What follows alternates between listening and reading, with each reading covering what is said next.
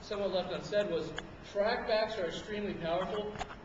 We didn't quite touch on that, but as we're joining the conversation on a blog post, oftentimes trackbacks will be listed first in the comment stream. Yeah, join the conversation on their blog, but also make a make a remark or write a post on your blog. It'll leave a trackback on theirs. You'll be sitting right at the top of their comment stream, so you're going to drive a lot more traffic from just the casual visitor who's not going to scroll down through all that stuff. So if it's a do follow blog, it's a link back. Yep. It's a direct backlink back. If it's a do follow blog, even if it's a no follow blog, it's an excellent opportunity for somebody to click through and discover your weblog, which can lead to an RSS subscription or some other kind of engagement. If there's 30 or 40 comments or however many, you can track back, you'll be sitting right at the very top of all those. Don, you go. I thought there was a fabulous question. I don't know his name. Matthew. You asked a question about blogging and you have to feel right on the blog. I hear that all the time. And yet there were two specific, just popped right out. Greg was talking about programming and ingenue or ingenue or whatever you call it. There's a guy who surely writes. Everybody can't be Greg and can't be Gino. But look what he did with his blog. He showed us page after page of photos that were filled with information on neighborhoods. And what did he write? This beautiful home, this beautiful home, this whatever. And then he showed us that he actually didn't have to rewrite it without time. And Lori, similarly, even though she blogs, she does the same thing on her blog. She fills it up with a lot of data on listings, etc. So, for those of you who don't want to write, don't feel that you're there, write a little bit, but you can create an absolutely enormous blog presence just using stuff that's not really When we talked about this at lunch, there was another thing we talked about, and it's important. Blogging is not writing, blogging is connecting. You want to connect with your clients. And however you do it, if you're like Patrick Mahoney and you're using videos, or you're using photos of houses, or you're using lending stats, whatever it is, the real objective is to make a connection. Social media marketing, the most important word is what? Social. Social. It's not individual media marketing. It's not solitary media marketing. You can, and if you want to write, I wrote for years just for myself. It means nothing. I mean, it's not a bad thing. It's not a good thing. It's just what there was. It was what it was at the time. At the time, the story that I mentioned on the Solid Line Shadow, I had no audience for that story. Okay, fine.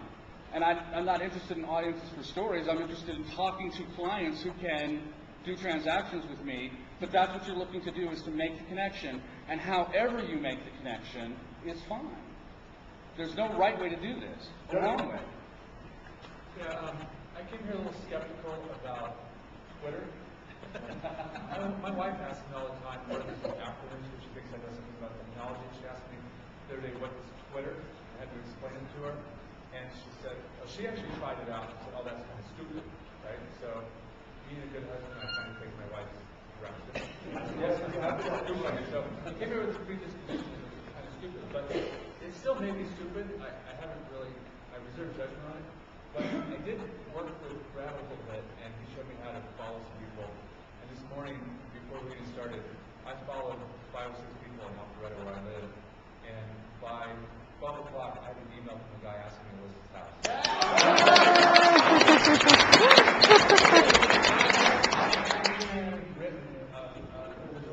I just followed him. People get notified of that. And yeah, God bless Andy and Brad for doing that. That was rocks.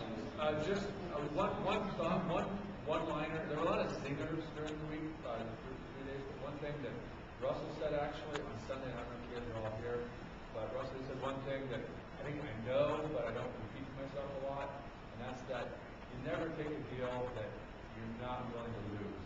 And that's why you focus on the market you focus on. And I feel like in my business, sometimes you get so wrapped up in these deals because you don't feel like you can lose it because it's too damn big. Right? You have too much of an investment in it. And then the last thing is with Ron Cates and the email marketing. That's just something that I need to kick in the butt to do, and something that I've got all these leads coming in off of my blog, but setting up and having the discipline to put together the campaigns to stay after these people and convert them. I mean, that was really useful stuff as well. Thanks a lot for putting it together, guys. Who else? Russell Shaw. Myself, I was blown away when I got the chance yesterday to hear Lori Anderson. She was talking about her law, her son, and going over what she used to do and why she hasn't that right now. I was thinking, oh my God, I want to do that. And you getting the chance to talk to Mary McKnight and find out, and then Mary's the one who really introduced me to Steve, the one part place, and he gave me a demonstration what his IDX search, and I went, oh my God, it's just literally my idea before coming to this, what was good business on the internet, and my idea now is 180 degrees different, and I'm just so grateful I came, and I'm grateful you guys put it on. Russell, thank Hold you. on. My black pearl was your historical Phoenix. And although I don't have a huge number of historical homes where I am, I definitely wanted to do something similar. I think it was brilliant. It's a great way to archive things, and I really admire what you're going to do. It'll be great to watch it grow. Cool, cool. And make contact. You will. They'll come to you when you start to do this. The people who are in love with these homes will make contact with you, and they will make their stuff available to you. Go ahead, hire a kid to scan it. You'll get a permanent digital record. The paper eventually will decay and turn to dust, but you will have archives that when you retire, you can pass along to the local historical society or something like that. We do this with a ton of homes that we work on, and it just comes to us. The people just come, they're in love with the houses, and they've got photographs, and scan them, get them back to them, but that way you've got something that's more permanent. Horace said, a monument more lasting than bronze, and silicon is our monument more lasting than bronze. Scott? Greg had something. I have always taken retainer fees from buyers because I don't like getting in the car that much anyway. I think this is great, by the way. But How to glue down the buyer before you ever waste any time on them. Just insisting on a retainer up front. It's going to be refundable at close of escrow. In other words, it'll come off the commission, whatever X% you're going to get. But are you serious enough to write a check to me before we do any work? And if you're not, go find somebody else. I continue. I'm sorry. no, that's right. But with sellers, I'm pretty tough on price anyway, so I didn't think I needed it. But why wouldn't I want them to have more skin in the game? So that was brilliant to actually be more forthright. I'm going to take retainer fees from sellers now too. I think it's just going to engage them more and make them more my partner. That's the whole point. So thanks, Greg. And you're working for free until close of escrow. So if you do get them to put a little more skin in the game, they're that much more serious about making it to the finish line. So, yes, sir.